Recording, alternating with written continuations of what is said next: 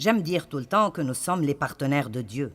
Dieu a sa part et nous avons la nôtre. Dieu ne fera pas notre part et nous ne pouvons pas faire la sienne. Amen. Dieu ne fera pas ma part et je ne veux pas faire la sienne. Et je me mettrais dans les beaux pétrins si j'essayais de faire sa part. Je veux dire, j'ai tellement essayé de changer Dave et ça n'a simplement pas marché. Amen.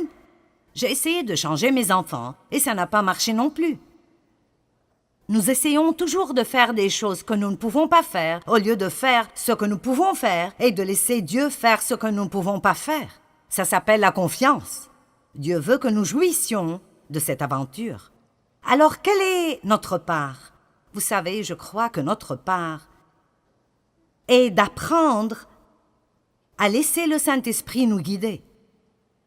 Et quand nous sentons que l'Esprit Saint nous demande de faire ou de ne pas faire quelque chose, nous ne devons pas lutter contre cela. Nous devons simplement nous abandonner au Saint-Esprit.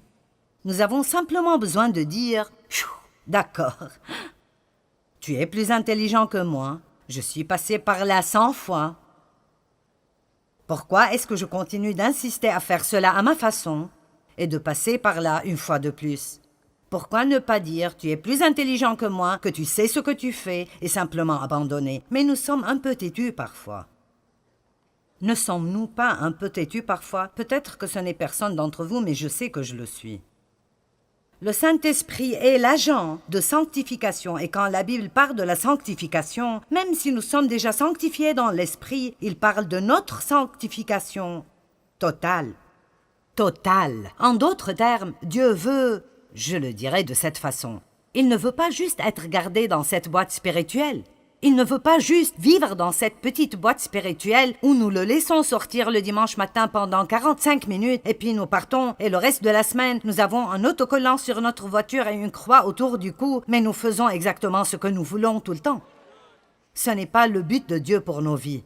Son but est que nous nourrissions notre esprit de la parole de Dieu qui commence alors à renouveler nos pensées et puis cette parole commence à agir dans nos vies. Elle change nos pensées, elle change notre volonté et elle commence à contrôler nos émotions. Mais cela n'arrive pas sans que nous disions « Oui Seigneur, c'est ce que je veux dans ma vie ».